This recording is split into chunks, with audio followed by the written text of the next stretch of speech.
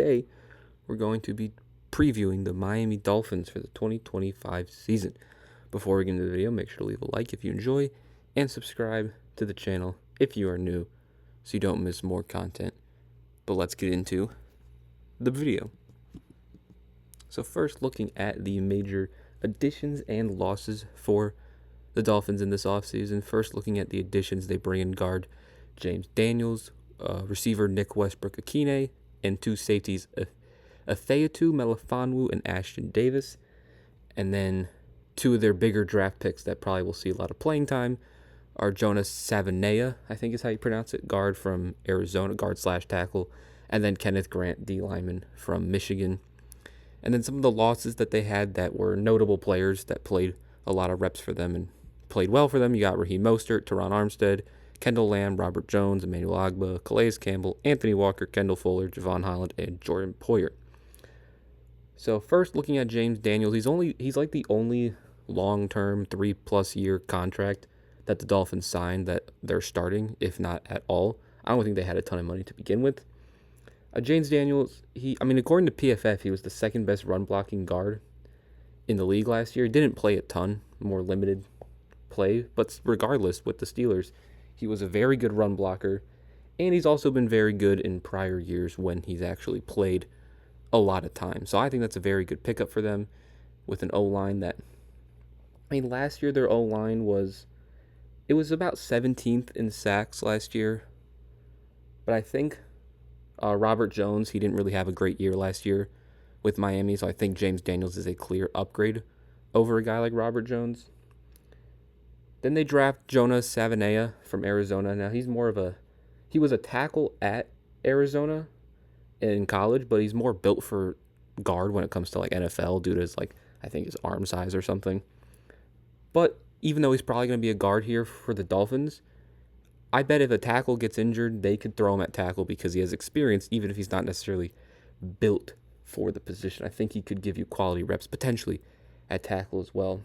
But he was a very solid player, very good player at Arizona. So I think him and James Daniels overall are upgrades over a guy like Robert Jones. Then they bring in Nick Westbrook-Akine, who last year with the Titans, he had only 30 catches, but he had 9 touchdowns. That was the big thing about Westbrook-Akine, is that he caught a touchdown on a third of his catches.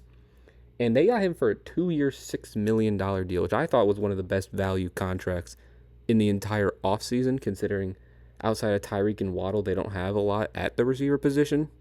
They didn't really lose any either. They just added Westbrook-Akine, so I think that was a big upgrade for them, and I think their receiver room just clearly got better. Kenneth Grant, on the other hand, they bring him in from Miami, very big D tackle, played alongside Mason Graham last year at Michigan. Very good D tackle. I don't have too much. I'm not a big college scouting guy, so I have to wait and see how he plays in the NFL, but he was picked in the first round, had a lot of hype, so I think it's a good pickup, and I think they didn't really lose many big D tackles outside of Calais Campbell, who's more of a DN D tackle. He's more of a 3-4 D end and a 4-3 D tackle, Calais Campbell is. Calais Campbell, he was actually very good for the Dolphins last year, but he is 38 years old, going back to the Cardinals this year. So maybe Calais Campbell is currently better than Kenneth Grant, but for long-term future, obviously, Kenneth Grant is the much-needed upgrade over Calais Campbell, because Campbell could retire at any minute. Kenneth Grant is just a rookie. And then they bring in two safeties in Ashton Davis and Afeatu Melifonwu. Now, Melifonwu, he's a very big safety, big tackling safety, kind of average in coverage, at least overall through his career. And he was injured last year with the Lions, and he's been kind of injured the last year or 2 years with Detroit. Mainly last year was when he was really hurt. But when he was healthy in 2023, he was very good towards the end for the Lions, a very good safety. And then again, those injuries kind of caught up to him in the last year or 2, and his market kind of dipped. And they also bring in Ashton Davis, who honestly in the last 3 years hasn't seen too much field and too much playing time with the Jets. He's decent in coverage when he plays. Does miss a lot of tackles a decent amount of times, so they kind of got an okay player at each position. They got Melifonwu, who's when healthy, can be a very good, like, bigger at the box tackling safety. And then they got Ashton Davis, who can be decent in coverage. Nothing too all around out of those two guys, but they're okay at what they do well. And then they replaced two safeties on the other hand in terms of the losses in Javon Holland and Jordan Poyer. Holland last year was very good. Or not very good, but he's been very good for the Dolphins before the injuries. But honestly, he hasn't really been the same player since the injuries. And he got a big contract from the Giants, and I just don't think the Dolphins wanted to pay him with his injury concern. Now, they went ahead and paid another injury-riddled safety in Melifonwu, but you're not paying Melifonwu nearly as much money as you're paying Javon Holland, so maybe that's why they felt like it was a need. So I think in terms of talent, obviously I think it's a downgrade at the safety position with Melifonwu and Javon Holland, and even from Ashton Davis to Jordan Poyer, despite Poyer being up there in age as well. He was very solid last year, still a great tackler for his age, and he's played 12-plus games in the last 8 years, with 7 of those 8 years being 15-plus, so he's been very healthy. So I think in terms of talent, they definitely downgraded, but maybe they just wanted to save more money at the safety position.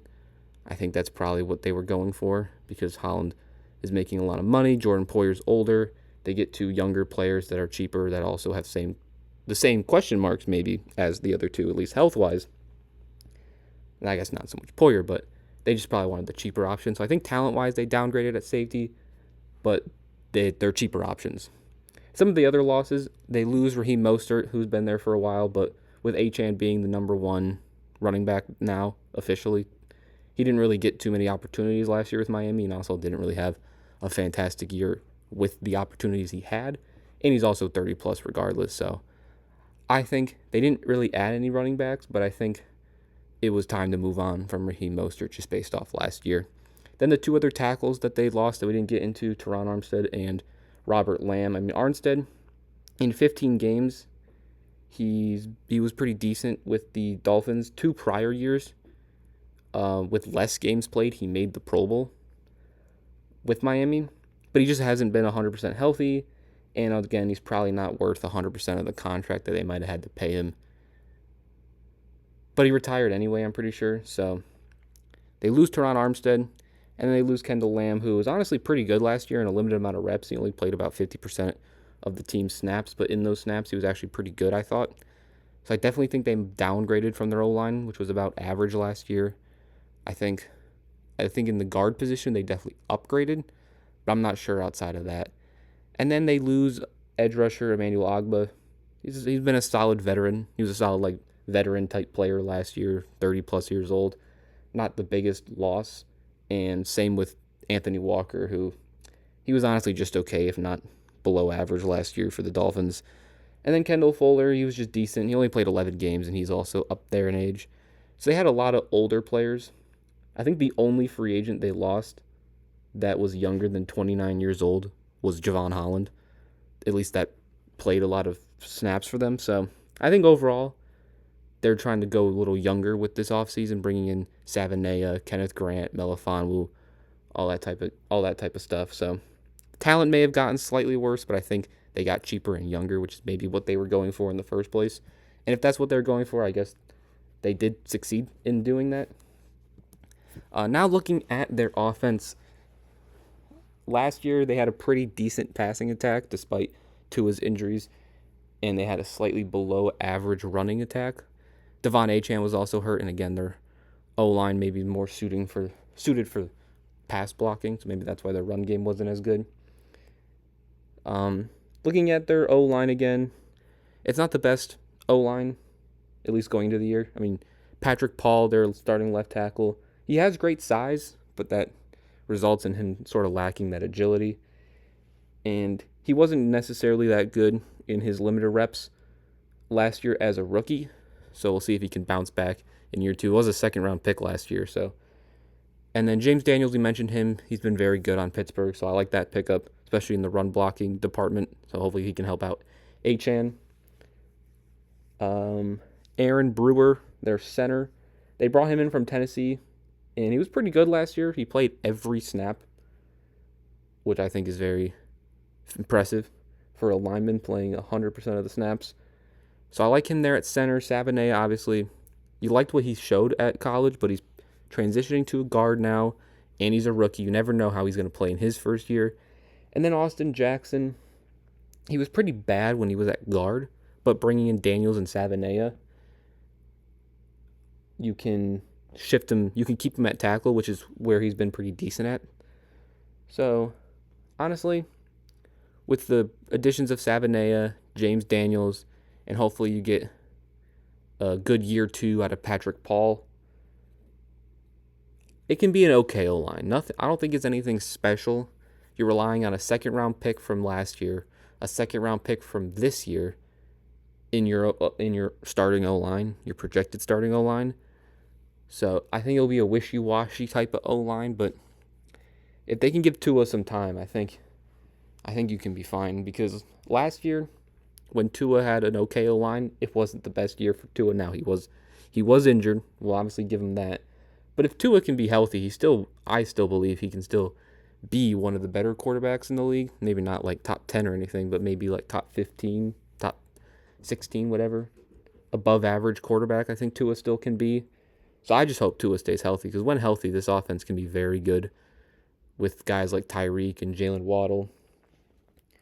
I mean, Tyreek Hill had a quote-unquote down year last year, and he still actually was pretty good. Like, it's still a good season for an NFL receiver, just with Tyreek's standards. It was a down year. Jalen Waddle actually kind of just had a down year, but again, this whole Dolphins offense had a down year with the O-line and Tua's injuries. But I think Jalen Waddle, if Tua's healthy, this whole offense is back to what we know them as. I think Waddle will get right back on track, as well as Tyreek Hill. Malik Washington, their 6th-round rookie from last year, didn't really play much, but he showed flashes when he did, and now he looks like he's going to be their starting slot.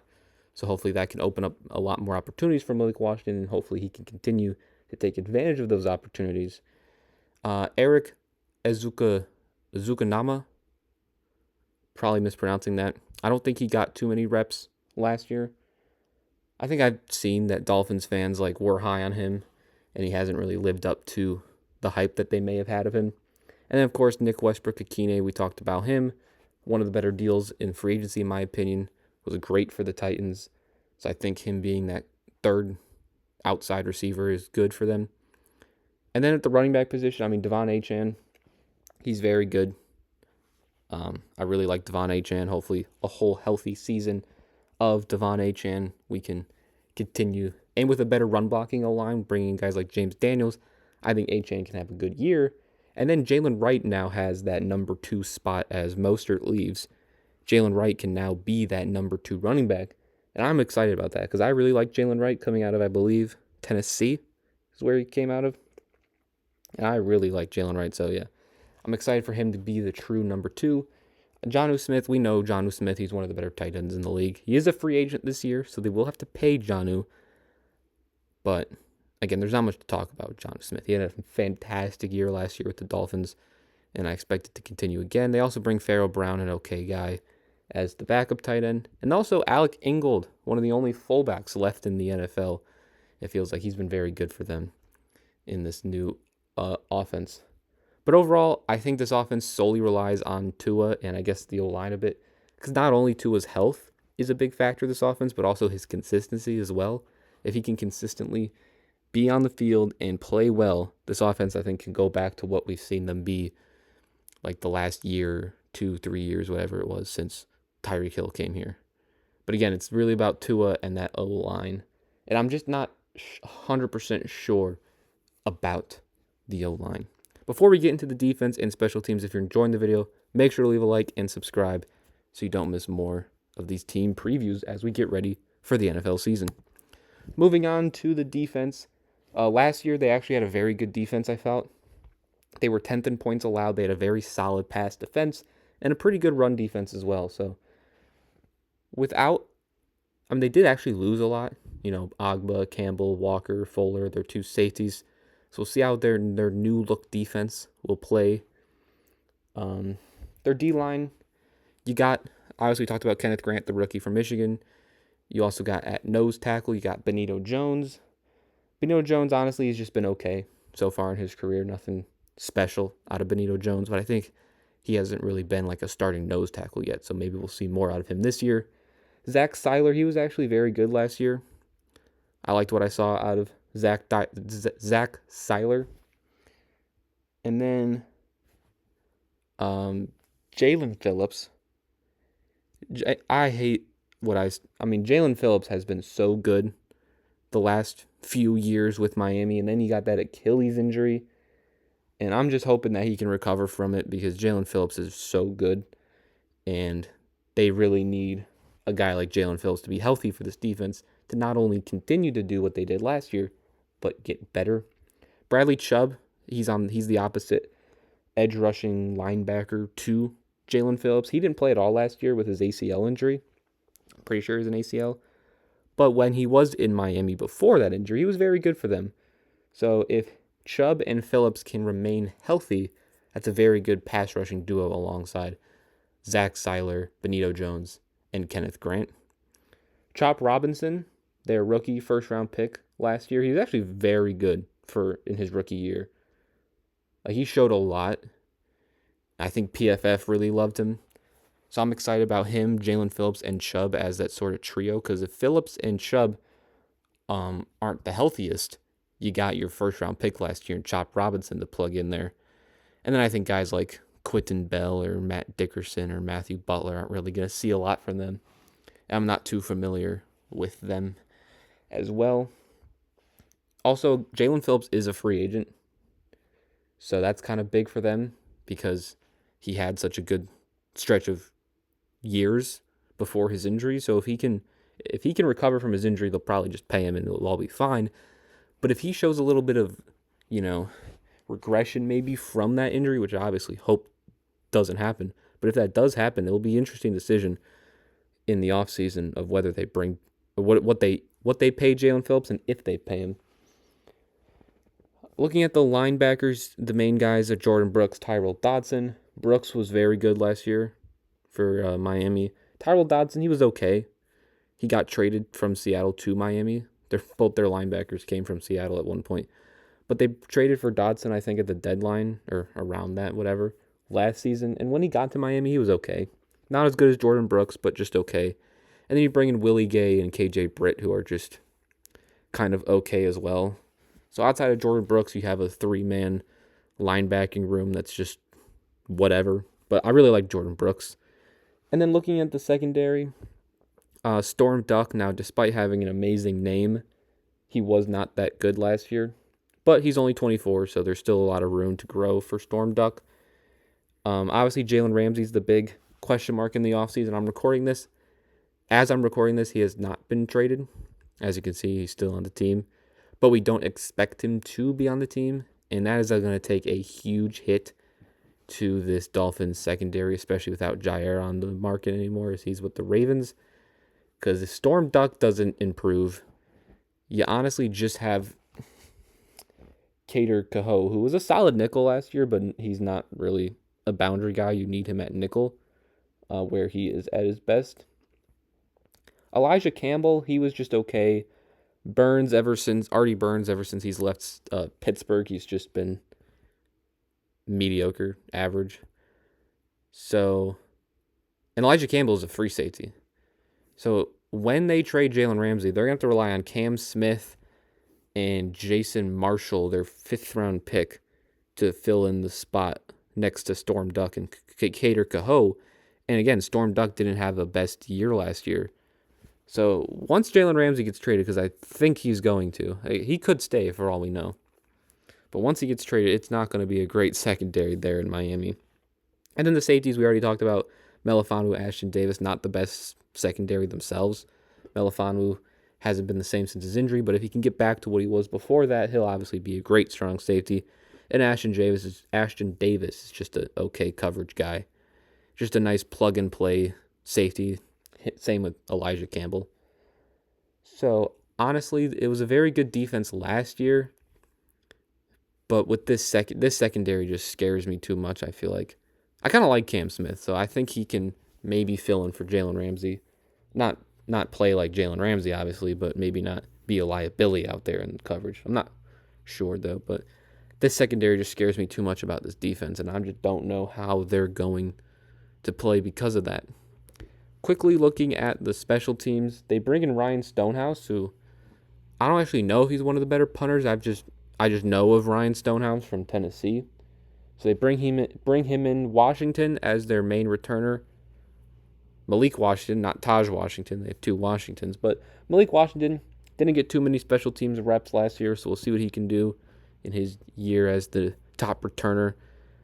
And then Jason Sanders, he was very good last year, especially from 50 plus. He was 14 for 16 from 50 plus, so one of the better, more consistent kickers in Jason Sanders. So I expect a very good special teams unit out of Miami.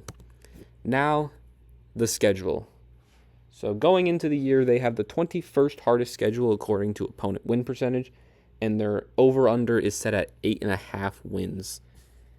And I think they're going to cut that 8.5 wins pretty close if they even get to it. So first, looking at a rough floor for the Dolphins, I mean, I think they could beat the Patriots and Jets at least once. I don't think they'll get swept by the Patriots or Jets. I think they can beat a team like the Saints. I think they can beat a team like the Browns. And then I think they can squeak in a game versus maybe the Colts or maybe versus, I don't know, another division team. So I think their floor is around 5 wins. If everything goes terrible for the Dolphins this year, I still think they can squeak out 5 wins. I don't expect them to get 5 wins, but I think at worst, they can still get 5 wins based on their schedule. Because again, it's a pretty easy schedule. They have like a top 15-ish easiest schedule. And then looking at the ceiling, I mean, they could beat the Colts. They could beat the Patriots. They could beat the Jets, the Panthers, the Browns, probably the Saints. They could get a lot of wins. Like, I think the only wins that I don't see the Dolphins getting is the Commanders. Well, they can't. It's not that they can't beat the Commanders. I just don't know how much I believe they could beat the Commanders, the Bucks. I don't think they can. Maybe not the Ravens. You know, teams like the Bills. I don't think they can beat the Bills twice. I think if everything were to go perfect for the Dolphins, I have their ceiling at 11-6, which means I have their prediction at 8-9, which is the under their 8.5 wins just by 1 win. I could easily see them getting 9, obviously, but my prediction for the Dolphins is 8 wins with a floor of 5-12 and a ceiling of 11-6. I think there's just too many pieces that they're relying on, like Tua, the O-line, and the secondary. If they play well, they could easily hit their ceiling, and if they don't play well, they can then probably go more towards their floor. And I feel like there's a lot of injury questions with this team as well, which adds to the variety of what they can do this year. So honestly, I have no idea how the Dolphins are going to be this year. I hope they're good. I like a lot of the players on the Dolphins. So I do hope they play well. But if you enjoyed this video, make sure to leave a like. If you are new, once again, make sure to hit that subscribe button. Don't want to miss more content over here. So if you don't want to miss more, subscribe and you'll get notified when more videos come out. And I'll see you guys next time. Peace.